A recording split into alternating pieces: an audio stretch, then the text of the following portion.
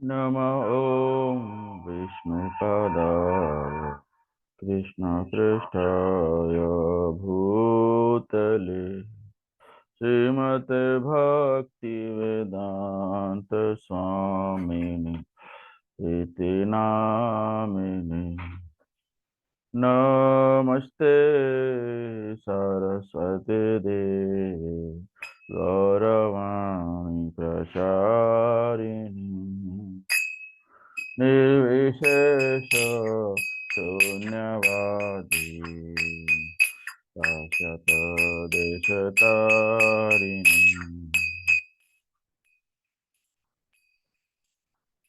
जय श्री कृष्ण चैतन्य प्रभु नित्यानंद श्री अद्वैता गदाधर शिवासादि गौर भक्त वृंद। हरे कृष्णा कृष्णा कृष्णा हरे हरे हरे राम राम राम हरे हरे। हरे कृष्णा कृष्णा कृष्णा हरे हरे हरे राम राम राम हरे हरे कृष्णा कृष्णा हरे हरे हरे राम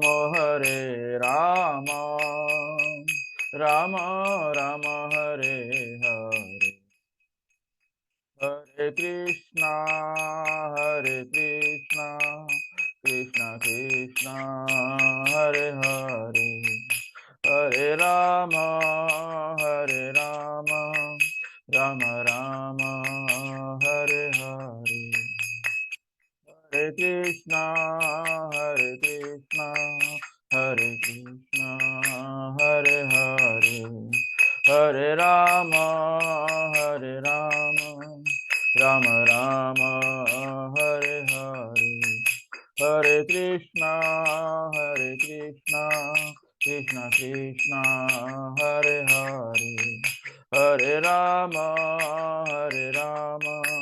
राम राम हरे हरे हरे कृष्णा कृष्णा कृष्णा हरे हरे हरे राम राम राम हरे हरे हरे कृष्णा कृष्णा कृष्णा हरे हरे हरे राम राम राम हरे हरे हरे कृष्णा कृष्णा कृष्णा हरे हरे हरे राम राम राम हरे हरे हरे कृष्णा कृष्णा कृष्णा हरे हरे हरे राम राम राम हरे हरे हरे कृष्णा कृष्णा कृष्णा हरे हरे हरे राम राम राम हरे हरे गोविंद जय जय गोपाल जय जय गोविंद जय जय गोपाल जय जय गोविंद जय जय गोपाल जय जय राधा रमन हरि गोविंद जय जय राधा रमन हरि गोविंद जय जय राधा रमन हरि गोविंद जय जय हरे Krishna Krishna Krishna Hare Hare Hare Ram Ram Ram Hare Hare Hare Krishna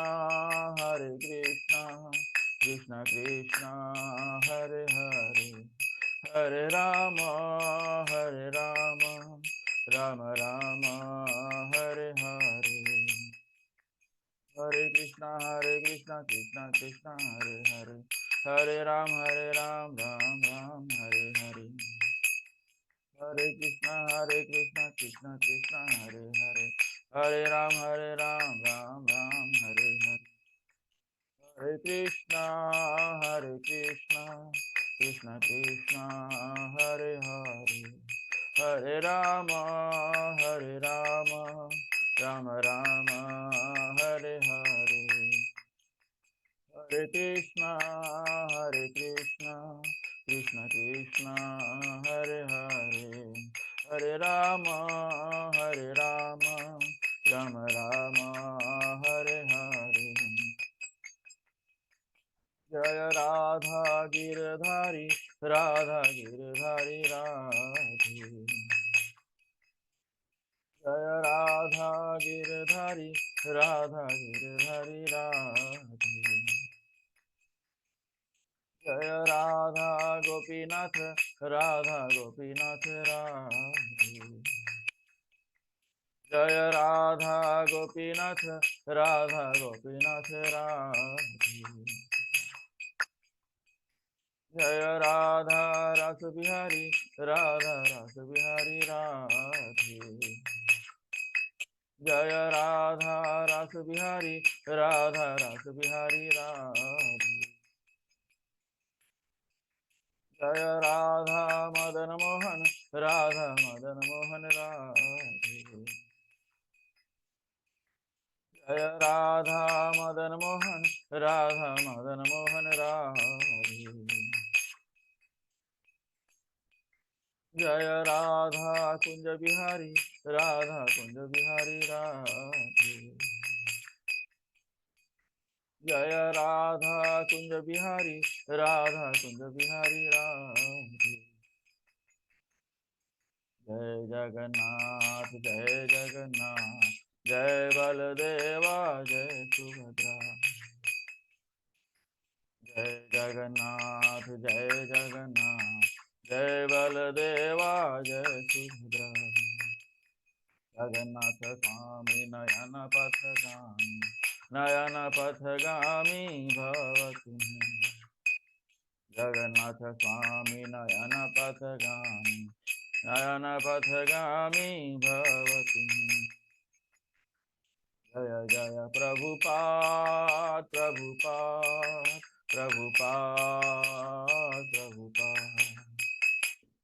Jaya Prabhupada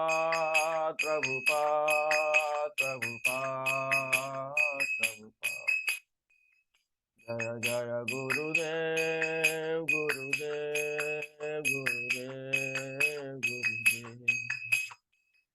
Jaya Jaya Gurudev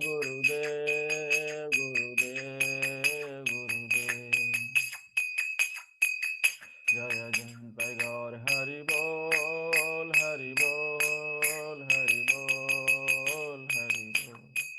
Nitai Gaur Hari Bol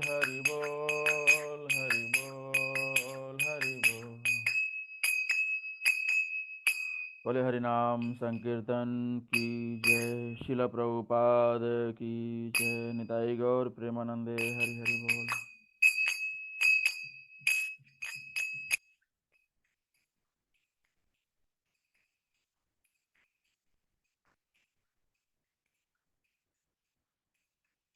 जय राधा माधव कुंज बिहारी जय राधा माधव कुंज बिहारी जय गोपी जन वल्लभ गिरिवरधारी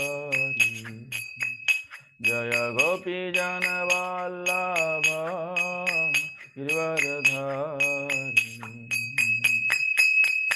यशोदनंदन व्रज जन रंजन यशोदनंदन व्रज जन रंजन यमुना तीरवनचारी यमुनातीरावनचारी जय राधा माधव कुंज बिहारी जय राधा माधव कुंज बिहारी जय गोपी जन वल्लभ गिरिवरधारी जय गोपी जन वल्लभ गिरिवरधारी यशोदनंदन व्रज जनरंजन यशोदनंदन व्रज जनरंजन यमुनातीरावनचारी यमुनातीरावनचारी राधा माधव कुंज बिहारी जय राधा माधव कुंज बिहारी हरे कृष्ण कृष्ण कृष्ण हरे हरे हरे राम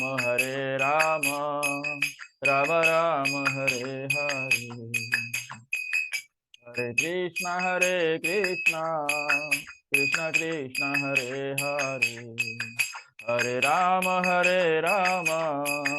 राम राम हरे हरे हरे कृष्ण कृष्ण कृष्ण हरे हरे हरे राम राम राम हरे हरे हरे कृष्ण कृष्ण कृष्ण हरे हरे हरे राम राम राम हरे हरे हरे कृष्ण कृष्ण कृष्ण हरे हरे हरे राम राम राम हरे हरे हरे कृष्ण कृष्ण कृष्ण हरे हरे हरे राम राम राम हरे हरे ओम नमो भगवते वासुदेवाय ओम नमो भगवते वासुदेवाय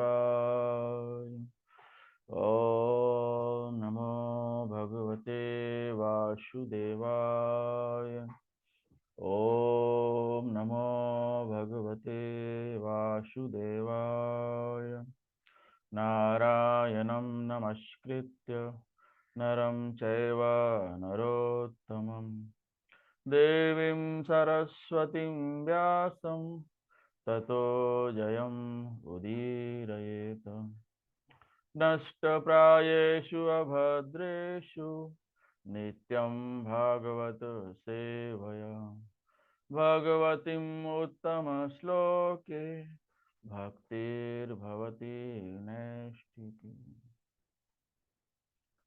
आप सभी का स्वागत है भगवत गीता क्लास में। तो हमने पिछली बार हमने देखा था, तो हमने भगवत गीता का परिचय कर लिया है। अब हम जो है भगवत गीता के पहले अध्याय का शुरुआत करेंगे। तो पहले अध्याय का हम श्लोक रिसाइट करेंगे, उसके बाद फिर हम चर्चा करेंगे श्लोकों में क्या बताया गया है।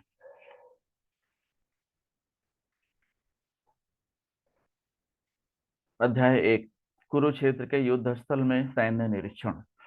धृतराष्ट्र उवाच धर्म क्षेत्रे कुरुक्षेत्रे समवेतायुत्सवः मामकाः पांडवाश्चैव किम अकुर्वत संजय। धृतराष्ट्र ने कहा, हे संजय, धर्मभूमि कुरुक्षेत्र में युद्ध की इच्छा से एकत्र हुए मेरे तथा पांडु के पुत्रों ने क्या किया।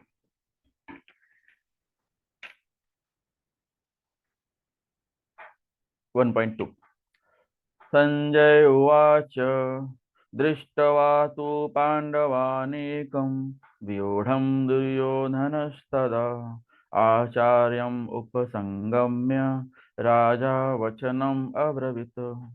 संजय ने कहा, हे राजन, पांडुपुत्रों द्वारा सेना की व्यूह रचना देखकर राजा दुर्योधन अपने गुरु के पास गया और उसने ये शब्द कहे।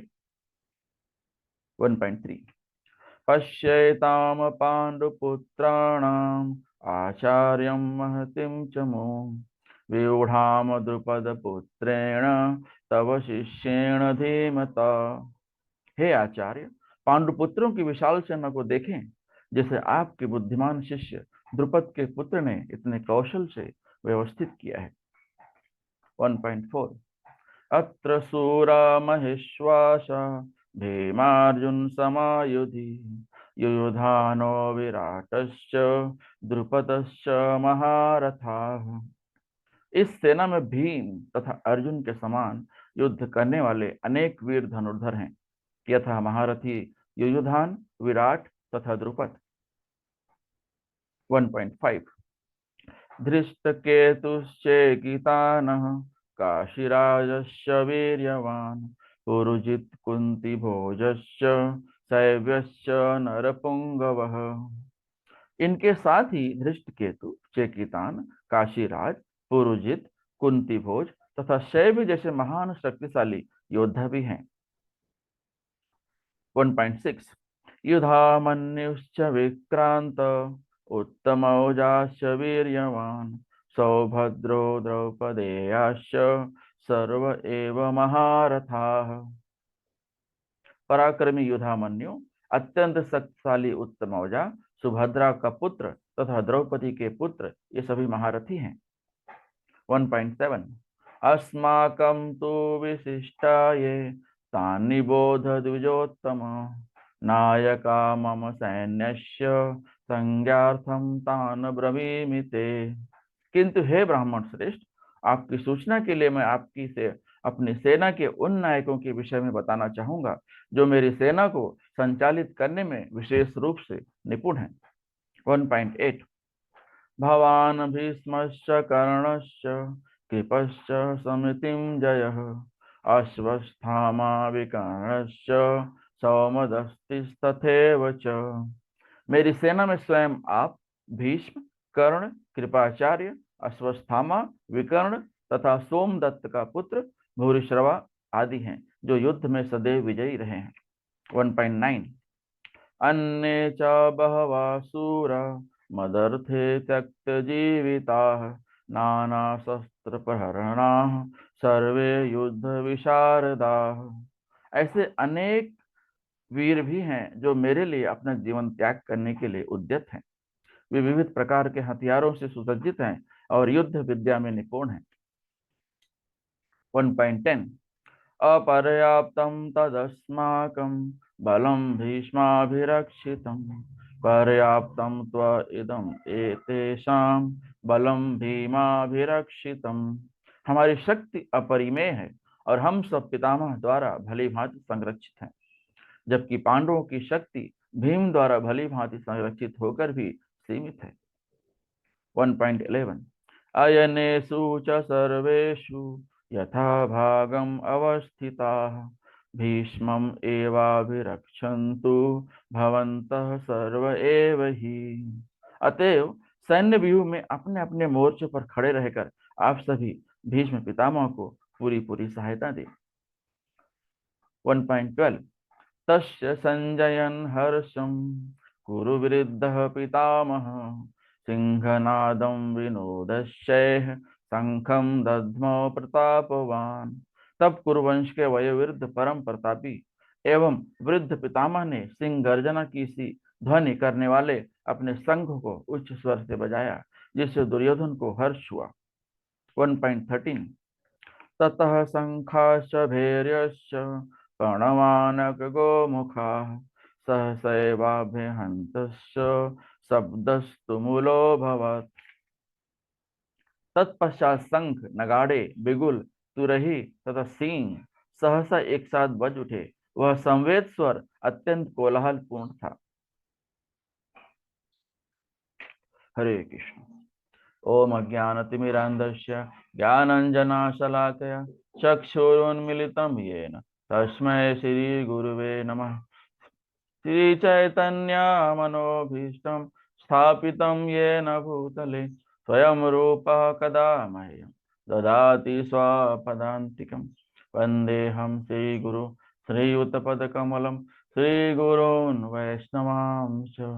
श्रीरूपं साग्रजातं सहगना रघुनाथान्वितां तं सजीवं साद्वैतं सावधूतं परिजनसहितं कृष्णचैतन्यदेवं श्रीराधा कृष्णपादान् सहगना ललिता श्रीविशाखान्वितांश्च। नमो विष्णुपादाय कृष्णप्रेष्ठाय भूतले श्रीमते भक्तिवेदान्त स्वामिनिति नामिने।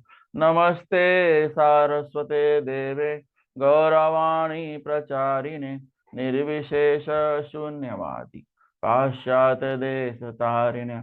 हे कृष्णा करुणा सिंधु दीनबंधु जगतपते गोपेश गोपिका कांत राधा कांत नमस्तुते। तप्त कांचन गौरांगी राधे वृंदावनेश्वरी वृषभानुसुते देवी प्रणमामि हरिप्रिय। वाञ्छाकल्पतरुभ्यश्च कृपा सिन्धुभ्य एव च पतितानां पावनेभ्यो वैष्णवेभ्यो नमो नमः। जय श्री कृष्णा चैतन्य प्रभु नित्यानंद श्री अद्वैत गदाधर श्रीवासादि गौर भक्त वृंद। हरे कृष्णा कृष्णा कृष्णा हरे हरे हरे राम राम राम हरे हरे। हरे कृष्णा कृष्णा कृष्णा हरे हरे हरे राम राम राम हरे हरे। हरे कृष्णा कृष्णा कृष्णा हरे हरे हरे राम राम राम हरे हरे। हरे कृष्णा। फिर से एक बार आप सबका स्वागत है भगवत गीता क्लास में। तो पिछले अध्याय में हमने जो परिचय था उसमें देखा कि प्रभुपाद ने पूरे भगवत गीता का उसमें जो है परिचय दिया है कि भगवत गीता क्यों पढ़ना चाहिए, भगवत गीता क्या है, भगवत गीता किसके लिए है, किसके लिए नहीं है। हाँ, तो भगवत गीता जो है सबके लिए है, सबको पढ़नी चाहिए भगवत गीता। भगवत गीता ऐसा स्पेशली किसी एक क्लास के लिए नहीं बनाया गया है। भगवत गीता सबको पढ़ना चाहिए और सबको समझना भी चाहिए। तो हम जैसे कि देखते हैं अर्जुन विषाद योग में पहला जो अध्याय है कुरुक्षेत्र के युद्ध स्थल में सैन्य निरीक्षण। तो जो है अभी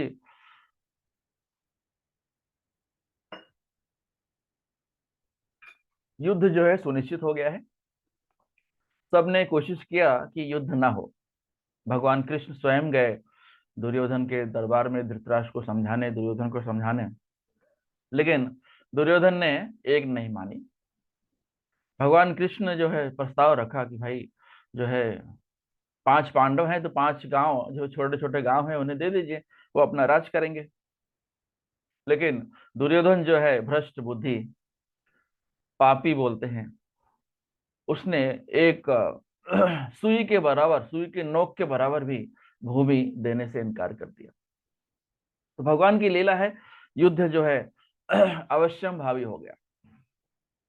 सबने कोशिश किया समझाने की, लेकिन फिर भी युद्ध जो है होना निश्चित हो गया।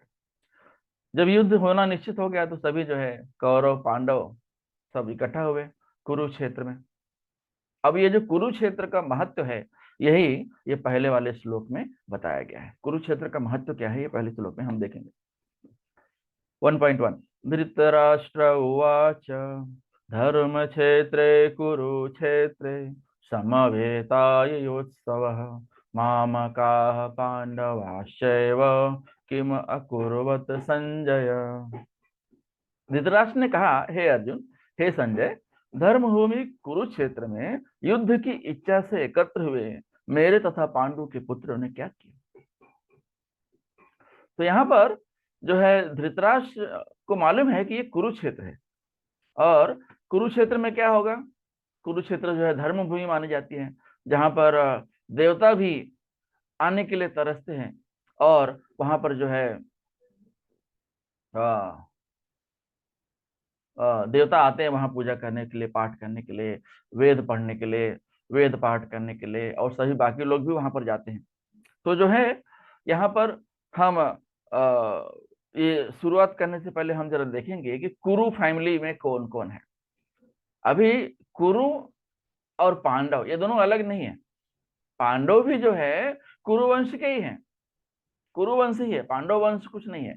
तो ये तो धृतराष्ट्र का जो है भ्रष्ट बुद्धि है, पापी बुद्धि है, जो उसने कौरव और पांडव दोनों को अलग कर दिया। पांडव भी कुरु फैमिली के ही हैं। धृतराष्ट्र, पांडव, विदुर, ये सब भाई भाई हैं। ये सब भाई भाई हैं, एक ही पिता के हैं, एक ही पिता के पुत्र हैं, और एक ही फैमिली से बिलोंग करते हैं, कुरुवंश जिसे कहा जाता है। लेकिन ये तो धृतराष्ट्र ने दोनों को अलग कर दिया। तो हम पहले जानेंगे कि कुरुवंश क्या है, कुरुवंश में क्या कौन हुआ पहले, कब कहाँ से शुरुआत हुई इसकी। तो कुरुवंश किसे कहा जाता है ये हम समझने का प्रयास करेंगे। तो जैसा कि हम जानते हैं कि कुरुवंश में पहले जो राजा थे शांतनु राजा, शांतनु राजा से ने जो है गंगा से विवाह किया। तो गंगा के जो पुत्र हुए भीष्म, गंगा पुत्र कहे जाते हैं भीष्म। भीष्म मतलब एकदम स्ट्रांग, जिनका जो प्रतिज्ञा कर लिए वो कभी तोड़ते नहीं है, मतलब उनके अपने बातों पे एकदम अडिग रहते हैं। और शांतनु की दूसरी पत्नी जो थी वो सत्यवती थी। तो सत्यवती से जो है आ, सत्यवती, और उसके पहले शांतनु के विवाह से पहले पराशर मुनि के द्वारा सत्यवती का पुत्र हुआ थे व्यासदेव। फिर जो है शांतनु और सत्यवती से जो है दो पुत्र हुए, चित्रांगदा और विचित्र वीर। तो विचित्र वीर जो है चित्रांगदा और विचित्र वीर, विचित्र वीर के अंबिका और अंबालिका से जो विवाह हुआ, उनसे जो है पुत्र हुए, जो वो उनका नाम था पांडु, धृतराष्ट्र और विदुर भी हैं इसमें। तो जो और गांधारी का जो पुत्र है वो शकुनी है, और गांधारी जो है धृतराष्ट्र की पत्नी है। तो पांडु की पत्नी है कुंती, और पांडु की जो है दो रानियां हैं, कुंती और माद्री। तो और व्यासदेव के जो तीसरे हुए वो दासी पुत्र विदुर। तो विदुर, पांडु और धृतराष्ट्र ये तीनों भाई हैं, तीनों व्यासदेव से ही हुए। तो पांडु पुत्र कौन कौन है? युधिष्ठिर, भीम, अर्जुन, नकुल और सहदेव। ये जो है पांच पुत्र जो पांडव के नाम से जाने जाते हैं महाभारत में। और कुंती का जो है विवाह से पूर्व एक पुत्र हुआ था, जो सूर्य पुत्र भी कहा जाता है, उसका नाम है कर्ण। जो फिर राजा द्रुपद के यहाँ जो फिर स्वयंवर हुआ, उसमें द्रौपदी का विवाह करने के लिए उसमें अर्जुन भी गए हुए थे, और अर्जुन जो है युधिष्ठिर को द्रौपदी को जीत लेते हैं। तो द्रौपदी का विवाह जो है अर्जुन के साथ हो जाता है। तो फिर अर्जुन जब अपने घर पर द्रौपदी को लेके आते हैं, तो अपनी माँ को बताते हैं, देखो माँ, मैंने मैंने आपके लिए कुछ लाया है, खास लाया है। तो कुंती माता जो है दूसरी तरफ देख रही थी। हाँ, तो दूसरी तरफ देख रही थी, तो उन्होंने देखा नहीं कि अर्जुन क्या लाया है, और बिना देखे ही बोल दिया कि जो आपने लाया है वो पांचों भाई आपस में बांट लो। फिर बाद में कुंती माता ने जो देखा, पीछे मुड़कर देखा, तो द्रौपदी है, स्त्री है। अब स्त्री को कैसे पांच भागों में बांटा जाएगा, समस्या हो गई। लेकिन अब जो भी है माता की आज्ञा है, माता के मुख से जो है निकल चुका है कि जो भी लाए हो आपस में पांचों भाई बांट लो। तो फिर ऐसे हुआ कि वो जो पांचाली, पांचों के साथ विवाह हुआ, फिर पांच उसका नाम हो गया पांचाली। और पांचाल देश के राजा जो थे वो राजा द्रुपद। फिर जो है अर्जुन की दूसरी जो शादी थी वो सुभद्रा के साथ भी हुई। तो सुभद्रा जो है वो कौन है? सुभद्रा जो है भगवान कृष्ण और बलराम की बहन है। दो भाइयों में एक बहन है। तो हम लोग बोलते हैं लॉर्ड जगन्नाथ, बलराम, बलदेव और सुभद्रा, जो तीनों जो है लॉर्ड कृष्ण, भगवान कृष्ण, बलराम जी और सुभद्रा, ये भाई बहन है। तो अर्जुन और सुभद्रा से एक पुत्र हुआ जिसका नाम था अभिमन्यु। अभिमन्यु बहुत पराक्रमी था, जैसा कि हम जानते हैं। अभिमन्यु ने महाभारत में बहुत बड़ा रोल किया और बहुत पराक्रमी था। अर्जुन जब अपनी माता के गर्भ में था तभी उसने पूरा चक्रव्यूह रचना की कथा जो है, चक्रव्यूह रचना कैसे की जाती है उसने सुन लिया था। तो और पूरा नहीं सुन पाया, जैसे ही वो चक्रव्यूह कैसे तोड़ा जाता है वो नहीं सुन पाए, और वैसे ही माता जी सो गई, सुभद्रा जो है सो गई। तो इसलिए जो है महाभारत में अभिमन्यु जो है चक्रव्यूह में चले तो जाते हैं चक्रव्यूह को, लेकिन चक्रव्यूह से बाहर नहीं निकल पाते क्योंकि उनकी माता जो है सो गई थी, तो उसका ज्ञान उनको नहीं हुआ। अभिमन्यु का विवाह जो है उत्तरा से हुआ। तो अभिमन्यु और उत्तरा से परीक्षित हुए, परीक्षित महाराज, जो कि बहुत बड़े राजर्षि हुए, राजा भी थे ऋषि भी थे। हम देखते हैं कि ज्यादातर जो राजा है वो ऋषि नहीं होते, लेकिन राजा को ऋषि भी होना चाहिए। तो परीक्षित महाराज को राजर्ष के नाम से जाना जाता है। परीक्षित महाराज का पुत्र हुए जन्मेजय। परीक्षित महाराज जब जंगल में चले गए, सन्यास ले गए, अभिशाप के जो है तक्षक का जो अभिशाप था कि तो जो है उनका वंश नष्ट कर देगा, परीक्षित की मृत्यु जो है तक्षक के काटने से होगी। तो फिर जो है उसके अनुसार जो उनको श्राप मिला था, फिर वो चले गए जंगल में, गंगा तट पे जाके बैठ गए। फिर वहां पर जो है उन्होंने अपना जो है राजपाट जन्मेजय को दे दिया। तो जन्मेजय है जो है आगे परीक्षित के बाद राजा हुए हस्तिनापुर के। और यहाँ पर हम देखेंगे धृतराष्ट्र के 100 पुत्र हुए, धृतराष्ट्र और गांधारी से 100 पुत्र हुए, जिसमें एक से बढ़कर एक थे सब दुष्ट। दुर्योधन, दुशासन और 98 और पुत्र। तो दुशासन, दुर्योधन सबसे बड़ा था, दुशासन उसके बाद, और फिर उसके जो है 98 पूरे 100 पुत्र थे, और उसमें एक बहन थी जिसका नाम था दुशाला। सो दुशाला की जो है बाद में दुशाला का विवाह जो है जयद्रथ से हुआ था। और गांधारी का जो भाई था शकुनी, जो महाभारत का एक बहुत बड़ा कारण बना। अभी ये ऐसा कहा जाता है कि जो है शकुनी की बहन जो है गांधारी थी, गांधारी जो है अंधी नहीं थी, हालांकि धृतराष्ट्र अंधा था। तो जो है गांधारी का विवाह जो है धृतराष्ट्र से जब निश्चित हो गया और शकुनी को मालूम पड़ा कि जो है धृतराष्ट्र जो है अंधे हैं, मेरी बहन तो अंधी नहीं है, तो मेरी बहन का अंधे से क्यों विवाह कर रहे हैं।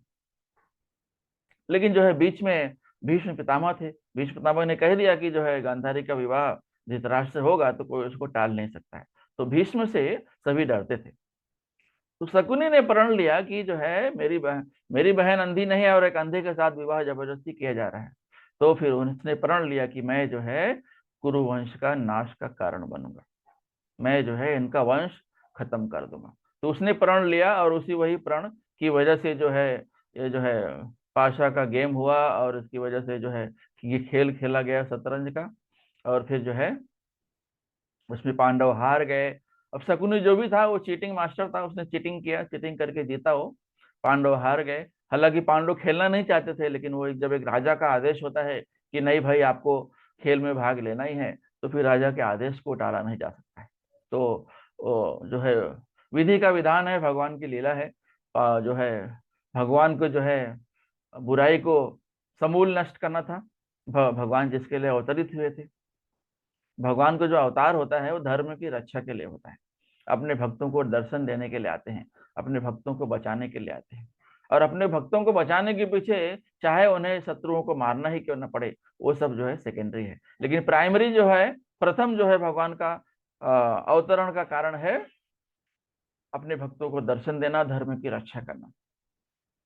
तो भगवान जो है इस धरा पे आए और उन्होंने देखा कि जो है बहुत बुराई बढ़ गई है, धर्म का विनाश हो रहा है, धर्म खत्म होने जा रहा है।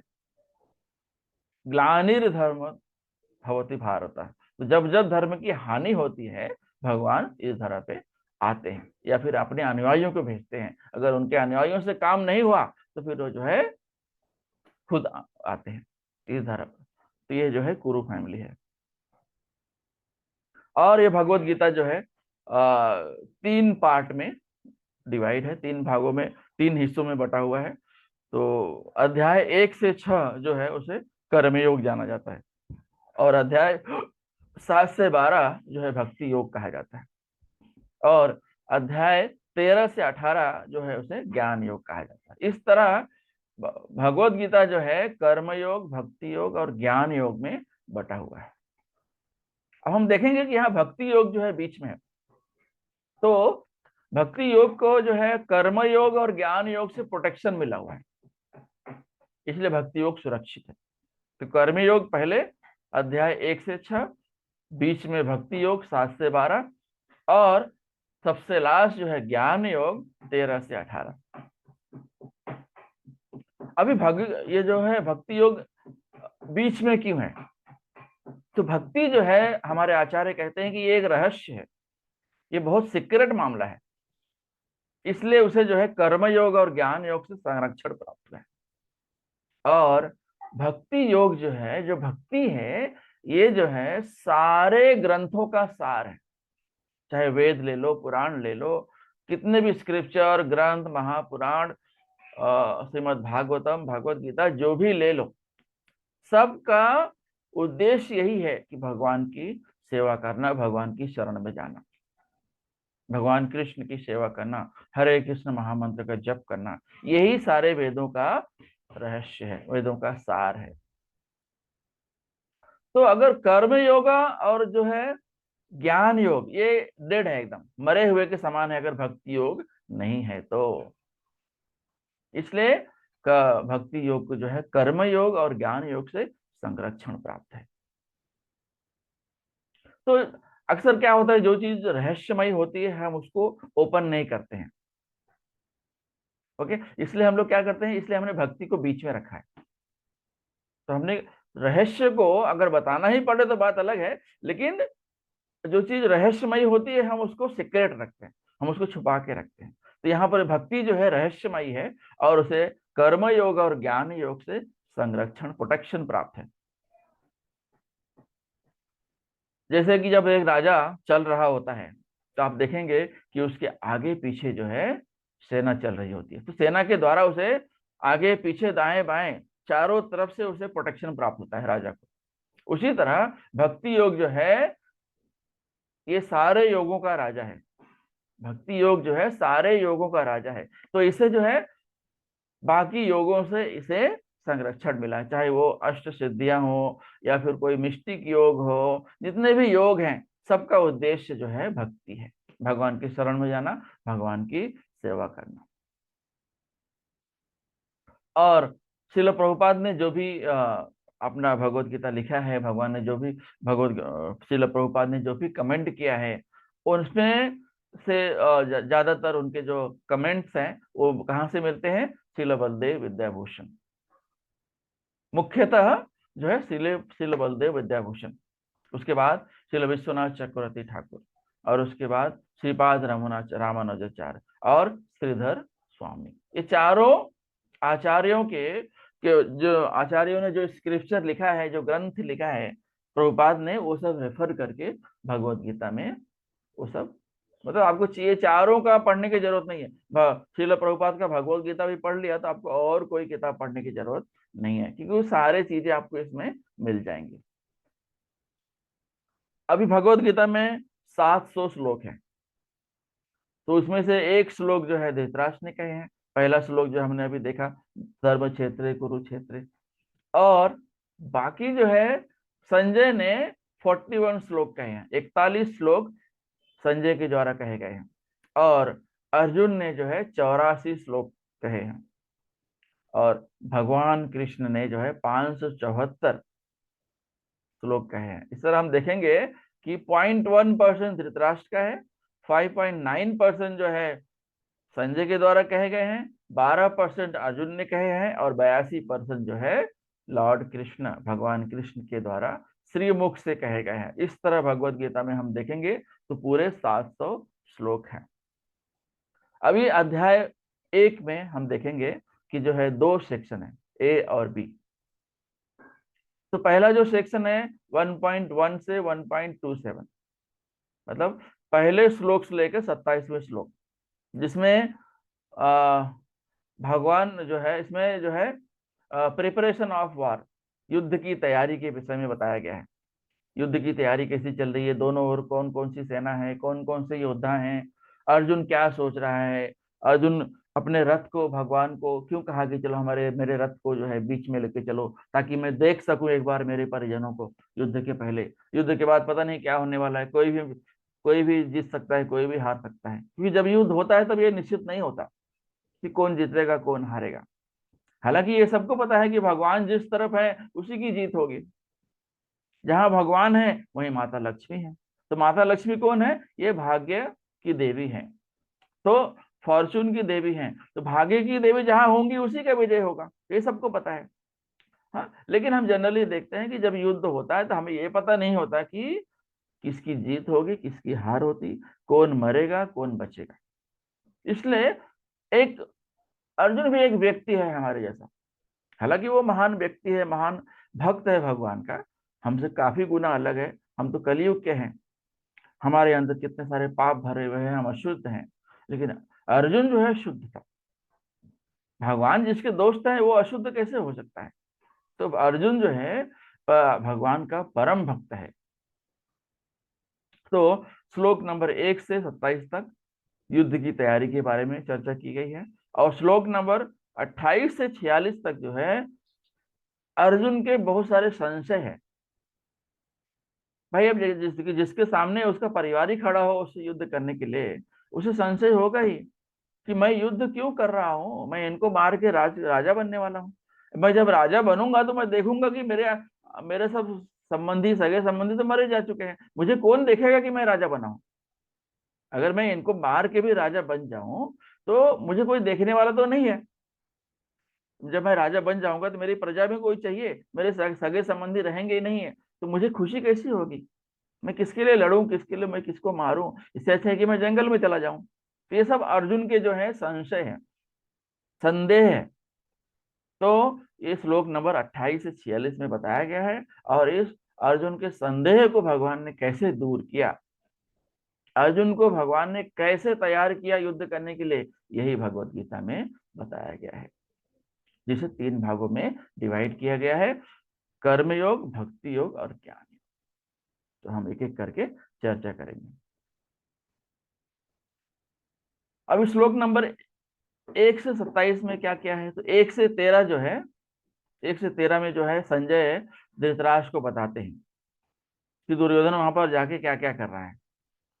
दुर्योधन जो है जाके द्रोणाचार्य को मिलता है, और द्रोणाचार्य को बताता है, देखो आपने धृष्टद्युम्न को ट्रेनिंग दिया था, आज आपके सामने खड़ा है आपको मारने के लिए।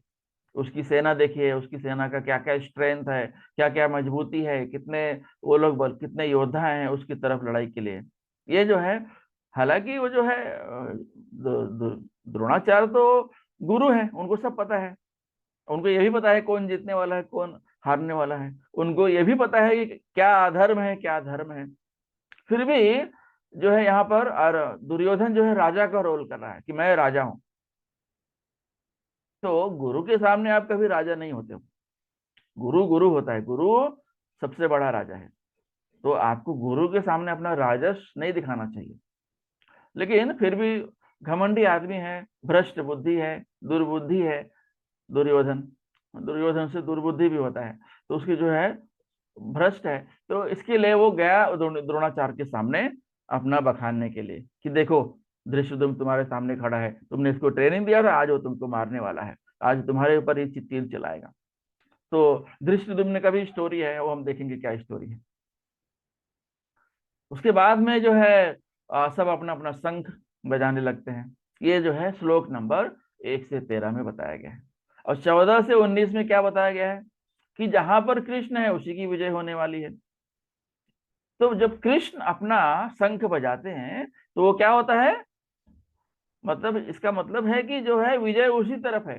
दुर्योधन डर जाता है जब कृष्ण बजाते हैं, या फिर जब पांडवों की तरफ से शंख बजता है, कृष्ण भगवान बजाते हैं, अर्जुन बजाते हैं, सब लोग अपना अपना शंख बजाते हैं, तो उनका जो शंख नाद सुन के दुर्योधन डर जाता है। तो उनके शंख नाद में ही विजय का स्वर है।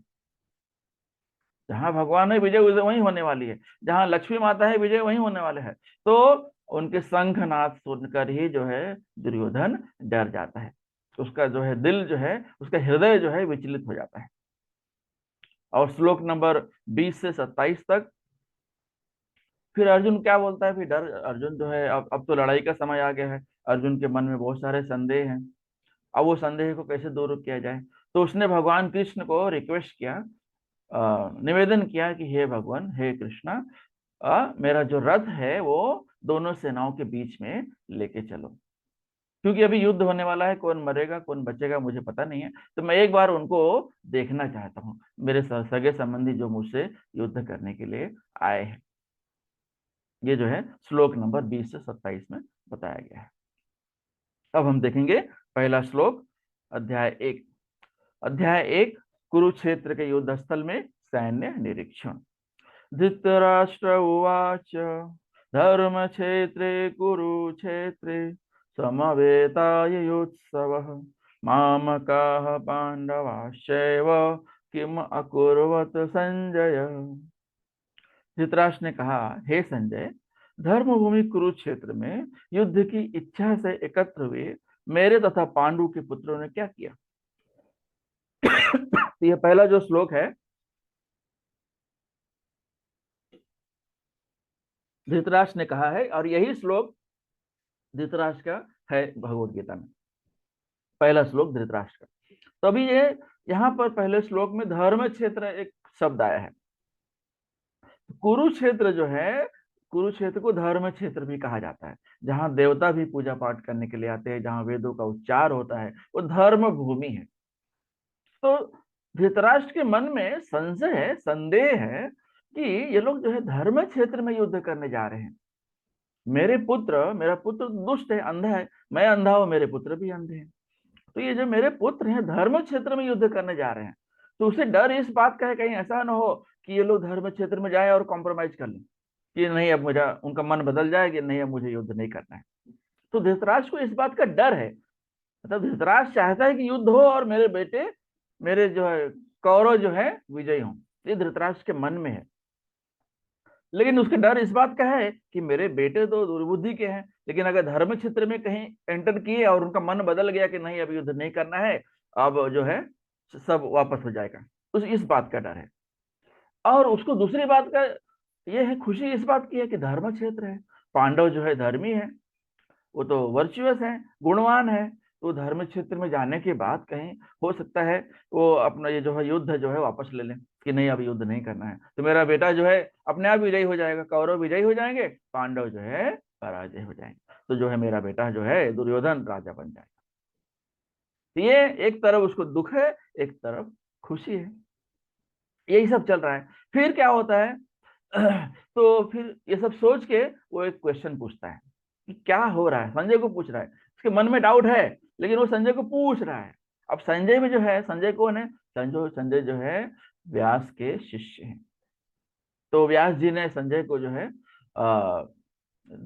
दृष्टि दे दी है, दूरदृष्टि दी है, ताकि वो वहां बैठ के पूरा महाभारत का युद्ध देख सके और धृतराष्ट्र को बता सके। अब जो भी भगवान की लीला है, धृतराष्ट्र अंधा है, वैसे भी वो युद्ध देख नहीं पाता था, तो भगवान ने एक लीला कर दी, संजय जी को खड़ा कर दिया कि संजय को व्यास जी ने दूरदृष्टि दी ताकि वो जो है महाभारत का युद्ध देख सके और धृतराष्ट्र को पूरा नरेट कर सके, बता सके। तो यहाँ पर कुरुक्षेत्र जो है धर्म क्षेत्र है, जहां पर जो है भगवान कृष्ण खुद है। कुरुक्षेत्र तो वैसे ही धर्म क्षेत्र है और वहां भगवान खुद प्रेजेंट है। और कुरुक्षेत्र में क्या होता है, वहां पर जो है वेदों की पूजा होती है, वेदों का पाठ होता है, और पांडव जो है गुणवान है, पांडव जो है धर्मी हैं, तो हो सकता है उनके फेवर में रिजल्ट चला जाए। मेरे पुत्र तो जो है अधर्मी है, तो हो सकता है कि ये जो कुरुक्षेत्र का ये जो वार है, ये जो युद्ध है, पांडवों के पक्ष में चला जाए, क्योंकि जहां धर्म है वहां धर्मियों के पक्ष में ही जो है जा सकता है। तो हो सकता है कि हाँ वो विजयी हो जाए और मेरे पुत्र जो है पराजय हो जाए। तो इस इन सब बातों का जो है धृतराष्ट्र को डर है। तो इन्फ्लुएंस है, प्रभाव है, होली प्लेस का जो है धर्म क्षेत्र जो है उसका प्रभाव कहीं इस युद्ध के परिणाम पे ना पड़े। अगर ये पांडव अब अपनी अपनी हार मान लेते हैं या धर्म की वजह से वहां पर विड्रॉ कर लेते हैं कि नहीं हमें हमें युद्ध नहीं करना है, तो बात अलग है, तो फिर मेरे को कौरव जो है ये हो जाएंगे, विजयी हो जाएंगे। तो अब ये जो अधर्मी है, इनको अधर्मियों को कैसे हटाया जाए? भगवान कृष्ण धर्म क्षेत्र में खुद प्रेजेंट हैं। अब यहाँ पर क्या बोलता है, माम काह पांडवाश्चैव, पांडव भी कुरु हैं। यहाँ पर दुर्योधन धृतराष्ट्र क्या कर रहा है, कौरव और पांडव दो चीज बोल रहा है। हालांकि पांडव भी कौरव ही हैं, कुरुवंश के ही हैं, तो जो कुरुवंश के हैं उसे उन्हें कौरव कहा जाता है। और यहाँ पर पांडव कह दिया, जो पांडु पुत्र है उनको पांडव बोल दिया है। हालांकि ऐसा कुछ है ही नहीं है, पांडव और धृतराष्ट्र भाई भाई ही हैं। तो दो भाई दो अलग वंश के कैसे हो सकते हैं? तो वो कौरव वंश के ही हैं। लेकिन यहाँ पर जो है धृतराष्ट्र की दुर्बुद्धि है, जो पापी आत्मा है, जो उसके मन में अपने पुत्रों के प्रति कपट है, या जो अपने पुत्रों के प्रति अंधा प्रेम है, ये जिसकी वजह से ये महाभारत युद्ध हो रहा है, वो जो है पांडवों को कुरुवंश से अलग कर दिया, उनको पांडव नाम दे दिया और उधर कौरव हो गए। तो ये क्या है, ये क्या है, मतलब कि आप अपने आप को बॉडीली कंसेप्ट ऑफ लाइफ से रिलेट कर रहे हो, आप जो है इग्नोर कर रहे हो, आप जो है चीजों को जो है बुराइयों को जानबूझकर उसमें लेके आ रहे हो, जिसकी वजह से महाभारत युद्ध हो रहा है। तो यहाँ पर बुराई में कौन कौन है, दुर्योधन है, धृतराष्ट्र है, ये सब जो है बुराई है। तो जैसे एक धान की खेती होती है, तो वहां पर जो जो भी घास फूस तिनके रहेंगे, तो धान की खेती में क्या होता है, ऐसे उखाड़ के फेंक दिया जाता है, तो क्या होता है, घास सूख जाती है। उसी तरह इस कुरुक्षेत्र जो धर्म क्षेत्र है, यहाँ पर कौन कौन है, तिनके कौन है, घास कौन है, ये जो दुर्बुद्धि वाले हैं, जो पापी आत्मा है, धृतराष्ट्र है, दुर्योधन है, ये सब क्या है, ये पापी आत्मा है। तो ये घास के समान है, कुरुक्षेत्र में ये घास के समान है, और भगवान कृष्ण खुद ही धर्म क्षेत्र में खड़े हैं। तो वो क्या करने वाले हैं, ये सारे अधर्मियों को उखाड़ के फेंक देंगे। जहां भगवान खुद खड़े हैं वहां अधर्म कैसे हो सकता है? तो यहाँ पर महाभारत में क्या होने वाला है, धर्म क्षेत्र में, कुरुक्षेत्र में क्या होने वाला है, भगवान सारे घास तिनको, सारे जितने पापी आत्मा है, दुष्ट है, अधर्मी है, सबको उखाड़ के फेंक देने वाले हैं। जैसे धान की खेती में घास तिनके उखाड़ के फेंक दिए जाते हैं। तो इसमें क्या पहले श्लोक में और क्या प्रभुपाद ने बताया है, हाउ टू अंडरस्टैंड श्रीमद भगवत, भगवत गीता को कैसे समझा जाए। भगवत गीता को अगर समझना है तो हमें अर्जुन के समान बनना पड़ेगा। और ये धर्म क्षेत्र है, तो जो अधर्मी है वो डरने वाले ही है, उन्हें डर रहेगा ही, क्योंकि वो धर्म क्षेत्र है। और धर्म क्षेत्र में धृतराष्ट्र क्या कर रहा है, कौरव और पांडव कर रहा है। कौरव और पांडव अलग है, ऐसा हो ही नहीं सकता है। कौरव और पांडव अलग कैसे हो सकते हैं? कौरव और पांडव दोनों कुरुवंश से ही संबंध रखते हैं, बिलोंग करते हैं, इसलिए वो कुरुवंश ही है, वो पांडव भी कौरव ही है। के बाद में श्लोक नंबर 2, 1.2। संजय उवाच दृष्ट्वा तु पांडवानीकम् व्यूढ़ं दुर्योधनस्तदा आचार्यम उपसंगम्य राजा वचनम अब्रवीत। संजय ने कहा, हे राजन, पांडु पुत्रों द्वारा सेना की व्यूह रचना देखकर राजा दुर्योधन अपने गुरु के पास गया और उसने ये शब्द कहे। राजा जो है धृतराष्ट्र है, लेकिन यहाँ पर दुर्योधन राजा है, अभी राजा बना नहीं है, लेकिन वो राजा का रोल कर रहा है और अपने गुरु पर अपना अधिकार जता रहा है, अपना अपना जाके अब उनको ऑर्डर दे रहा है एक तरह से उनको। हालांकि द्रोणाचार्य बुद्धिमान है, वो गुरु है, उनको सब पता है किसकी विजय होने वाली है, कौन अधर्मी है कौन धर्म है, और सारे उनके ही शिष्य हैं। दुर्योधन से लेकर पांडव धृष्टद्युम्न जितने भी हैं, सबको द्रोणाचार्य ने शिक्षा दी है। और जब गुरु होता है वो ब्राह्मण होता है, जब उसके पास कोई भी शिष्य आए, उसको दुश्मन का पुत्र भी है, तो उसको वो शिक्षा देता ही है, ये उसका कंपल्शन है, ये उसको अनिवार्य है शिक्षा देना। तो यहाँ पर क्या हो रहा है, संजय क्या बोल रहे हैं कि पांडु पुत्र द्वारा सेना की व्यूह रचना देखकर, तो जब दुर्योधन जो है पांडवों की सेना की तरफ दृष्टि डालता है और देखता है कि इनकी तरफ तो बहुत बड़े बड़े योद्धा हैं, महान योद्धा हैं, इतनी सारी सेना है, तो ये सब चीज द्रोणाचार्य को बताने के लिए जाता है। अब द्रोणाचार्य को बताने की क्या जरूरत, द्रोणाचार्य खुद ही अपनी आंखों से देख रहे हैं कि जो है पांडव है, पांडव की तरफ कौन कौन है, कौन महायोद्धा है। अर्जुन महायोद्धा है, अर्जुन का नाम धनंजय है, अर्जुन का नाम सव्यसाची है। सव्यसाची मतलब जो the one who is expert in fighting, वो कहीं से भी किसी भी हाथ से किसी भी तरफ वॉर कर सकता है। लेकिन यहाँ पर जो है ये चीजें सब दुर्योधन जो है पांडवों की सेना को देखकर द्रोणाचार्य को बताने के लिए जाता है। अभी क्या बोल रहा है दुर्योधन, ये हम देखेंगे अगले श्लोक में 1.3।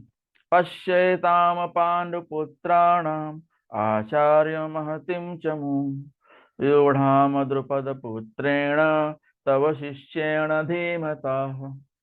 हे आचार्य, पांडु पुत्रों की विशाल सेना को देखें, जिसे आपके बुद्धिमान शिष्य द्रुपद के पुत्र ने इतने कौशल से व्यवस्थित किया है।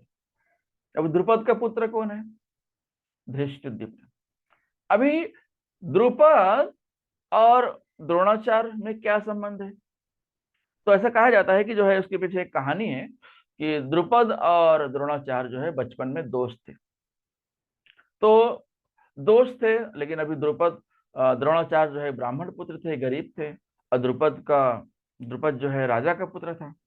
तो उन्हें बचपन में दोस्ती हुई थी, तो जो है बात बात में हो गई कि जो है बाद में उनके चल के आगे कुछ बात लेकर दुश्मनी हो गई।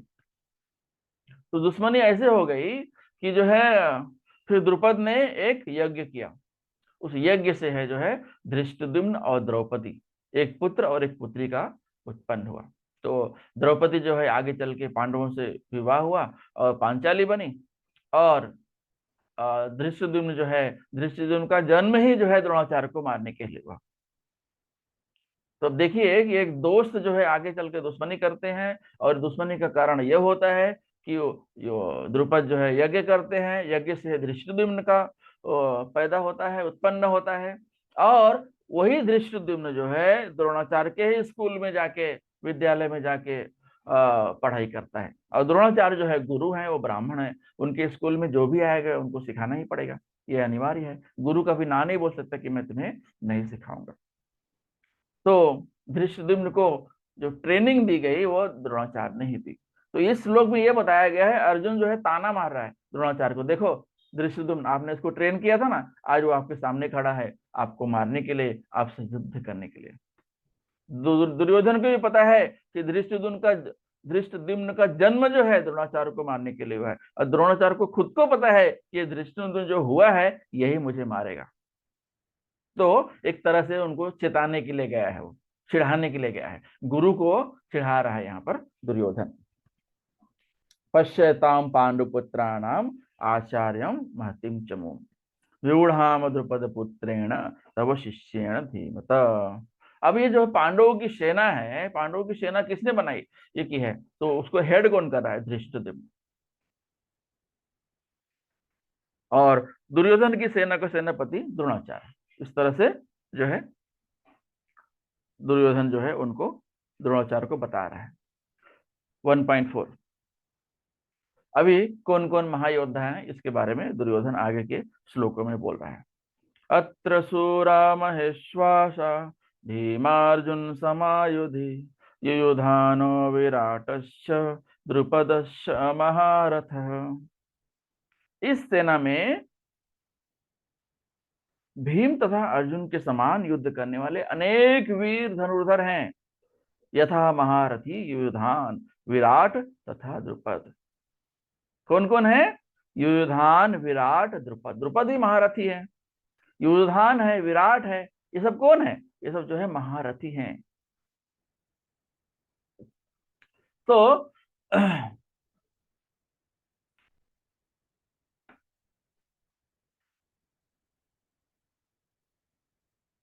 वर्ष नंबर श्लोक नंबर 2 से 3 जो है हाँ, तो इस सेना में भीम तथा अर्जुन के समान। तो क्या अभी देखो, अर्जुन दुर्योधन को भीम और अर्जुन से क्या प्रॉब्लम है? उसको मालूम है कि भीम और अर्जुन महान योद्धा हैं। जब तक भीम और अर्जुन खड़े हैं वो हमारे टक्कर के हैं। और दुर्योधन को यही पता है कि भीम बहुत बलशाली है, अगर मुझे कोई हरा सकता है गदा में तो वो भीम है। तो ये मन इसके मन में बचपन से ही था, इसलिए कई बार उसने भीम को जहर देके मारने की कोशिश भी की। लोग जितना भगवान की लीला देखिए, जितना बार उसने मारने की कोशिश की, भीम और जो है बलवान होते गए। एक बार तो भीम को जो खीर में जहर मिला के दे दिया गया और भीम जी को समुद्र में फेंक दिया गया। तो जो भीम जी समुद्र में गए नागलोक में, तो देखा वो तो बेहोश थे, देखा इन्होंने जहर खाया। तो वहां पर क्या हुआ, जो है नागों के जो देवता थे उन्होंने क्या किया, उसका विष को खींच लिया और उसे 10,000 हाथियों का बल दे दिया। तो फेंका था मरने के लिए, लेकिन वो गए तो 10,000 हाथियों का बल लेके वापस आए, तो वो और मजबूत हो गए। और दुर्योधन को जो है, दुर्योधन भी उतना ही बलशाली था गदा में। और दुर्योधन को उसकी माँ ने भी जो है बल दे दिया था कि जो है तुमको जो है जहां जहां उसके शरीर को वज्र बना दिया था, आशीर्वाद दे दिया था। तो आगे चल के आगे आने वाले उसमें श्लोकों में हम देखेंगे।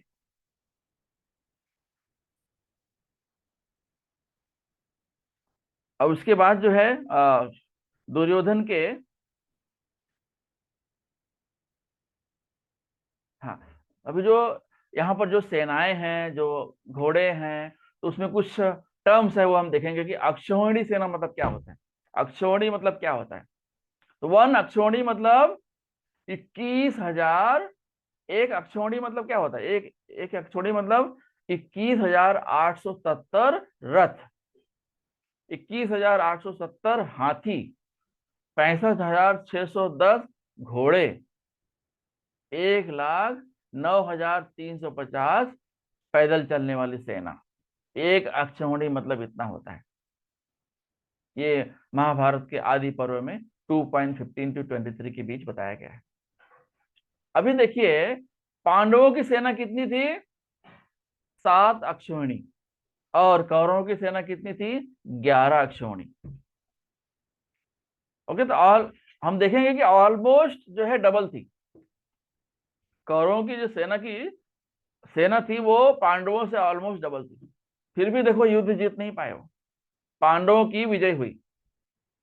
पांडवों की विजय से पांडवों के पास 7 अक्षौहिणी सेना थी और कौरवों के पास 11 अक्षौहिणी सेना थी। तो देखिए भगवान की लीला, जिस तरफ भगवान है विजय उसी की होने वाली है, निश्चित है। ये बात कई बार जो है संजय भी अपना धृतराष्ट्र को बताते हैं कि भगवान जिस तरफ है विजय उसी की होने वाली है, आप ज्यादा अपने पुत्र प्रेम में न जाइए। और पांडवों की तरफ से कौन कमांडर था, सेनापति कौन था? धृष्टद्युम्न। और कौरवों की तरफ कौन सेनापति था?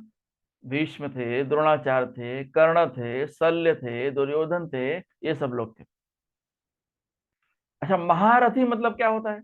महारथी मतलब 60,000 योद्धाओं का बल, जिसे महारथी कहा जाता है। मतलब वो 60,000 योद्धाओं के बराबर का ताकत होता है, बल होता है उसके अंदर।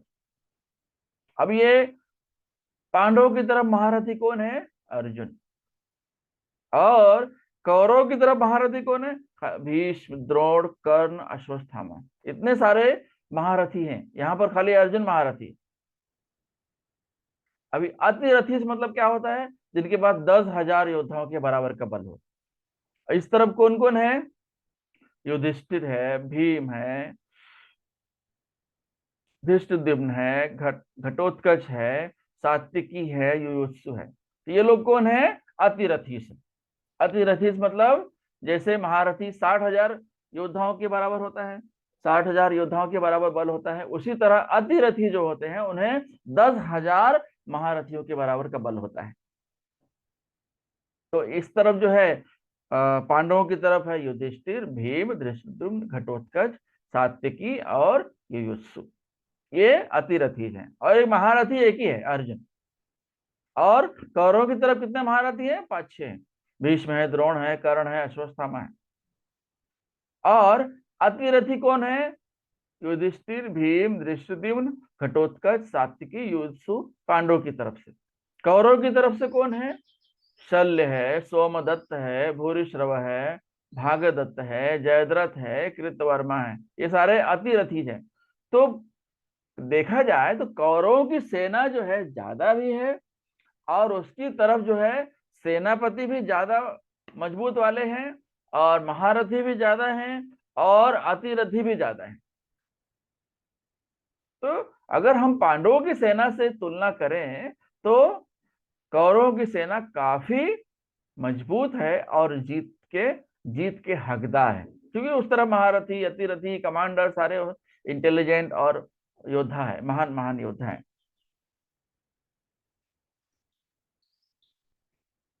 और जो है पति के बाद हम देखेंगे वर्स नंबर 4 to 6। हम अगली बार देखेंगे वर्स नंबर 4 to 6, श्लोका नंबर चौथे से स्टार्ट करेंगे।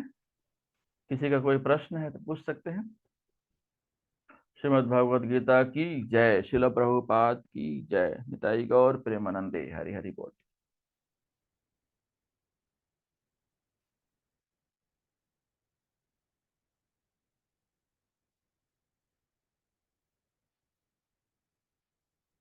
कोई प्रश्न है? वाञ्छा कल्पतरुभ्यश्च कृपा सिन्धुभ्य एव च पतितानां पावनेभ्यो वैष्णवेभ्यो नमो नमः। हरे कृष्ण।